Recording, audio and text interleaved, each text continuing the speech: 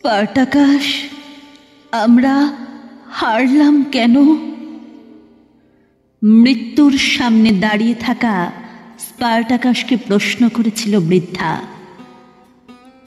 আমরা তো লড়েছি দুর্বলের হয়ে, স্বাধীনতার জন্যে, বঞ্চনার অবসানের জন্য।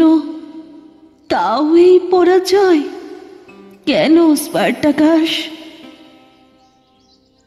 স্পার্টাকাসের গা থেকে চুইয়ে পড়া রক্তে লাল হয়ে যাচ্ছিল বৃদ্ধার সাদা চুল, গলা শুকিয়ে যাচ্ছিল।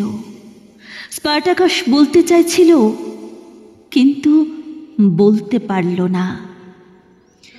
সত্য জিতবে বলে তো আমরা সত্যের পক্ষে দাঁড়াই না। সত্য বারবার হারে। তত্ত্বের খোলস থেকে যখনই রাস্তায় পা রাখে, গৌরবময় বীরগাথায় স্থান পাওয়ার আগে বহুবার সত্যের হত্যা হয়। সত্যকে তো একাকী মরতে দেওয়া চলে না।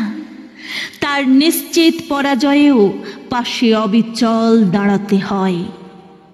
কেবল তাহলেই কবিতায় সত্য বাঁচবে, বিজয় সঙ্গীতে বেজে উঠবে সত্যের সুর। সত্যের পক্ষে দাঁড়াতে হয় আগামীর জন্য। সত্যের মৃতদেহের থেকে নবীন সত্যের চারা গাছ জন্ম নেবে। বেড়ে ওঠা সেই গাছের ছায়ায় বেড়ে উঠবে আগামীর সন্তানেরা। ওরাই একদিন সেই গাছের অরণ্য গড়ে তুলবে। আর অরণ্যকে কি সহজে পরাজিত করা যায়? স্পার্টাকাস পরাজিত হয়েছিল। শাসকের থুতো বর্ষিত হচ্ছিল, কিন্তু বদ্ধভূমিতেও সত্যের পক্ষে ঋজু ছিলেন স্পার্টাকাস।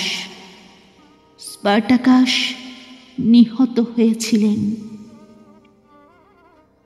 উত্তর না শুনেও বৃদ্ধা সেদিন ঘরে ফিরে গেছিল সমস্ত উত্তর নিয়ে।